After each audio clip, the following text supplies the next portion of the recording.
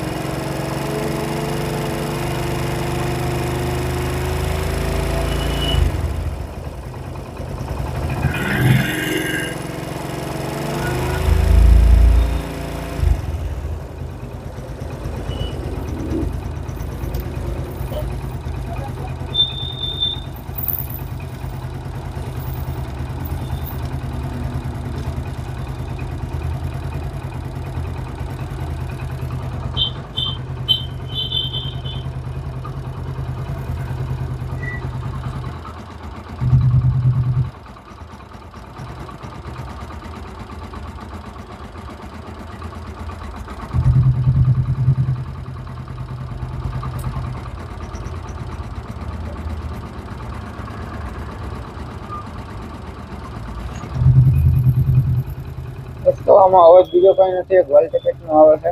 થોડીક ગરમ થાય તો પછી આપણે કરવાના રહે.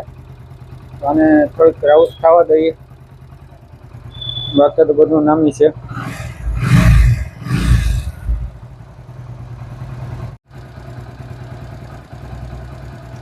થોડીક રાઉસ થવા દઈએ પછી જોઈ ટેપેટ કેવા ઢીલા છે ચેક કરી. નામી ગરમ થઈ જાય તો આગળ ખબર પડે શું છે, કેટલાક અવાજ બદલાવે છે ગરમ થયા પછી. તો દોસ્તો ગાડી થઈ ગઈ છે રેડી. આ કમ્પ્લીટ વાલ ટેપેટ ઢીલા હતા એ આપણે ટાઈટ કર્યા. ટેપેટ ઢાંકણી ખરાબ હતી એ પણ આપણે નાખી દીધી છે. તો ગાડી કમ્પ્લીટ થઈ ગઈ છે અને કસ્ટમર હમણાં થોડી વારમાં લેવા આવે છે. તો આપણે વિડીયો નહીં બનાવી શકીએ એ વાતનું આપણે કમ્પ્લીટ કર્યું છે. તો હવે જોઈ અત્યારે તો હાવ ફ્રી છે. અહીં પણ કામકાજ આવશે તો આગળ જાણકારી મળતી રહેશે તમને. વિડીયોમાં બન્યા રહેજો. તો આપણી પાસે આવી ગઈ હતી સ્પ્લેન્ડર સુપર. એનું વાયરિંગ ખરાબ હતું, ચેક કરી હાંધા મારીને હાલે એવું ના આવેલું. ઘણા વાયર તૂટેલ હતા. આપણે આમાં છે નવું નાખવાનું વાયરિંગ. વાયરિંગનો ભાવ આપણે ઓરિજિનલ જ છે હીરોનો. આનો ભાવ કંઈ નથી દોસ્તો, 1120 રૂપિયા છે. આમાં કદાચ ડુપ્લિકેટ નાખી તો લાંબો ટાઈમ ન ચાલે. આપણે વધુ પડતું ઓરિજિનલ જ નાખવાનું. ઓરિજિનલ નાખો તો ખરાબ ઓછું થાય.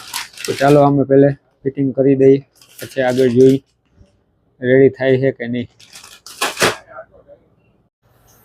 આનું કામ થઈ ગયું છે પૂરું. વાયરિંગ નાખી દીધું, કમ્પ્લીટ આવી ગયું.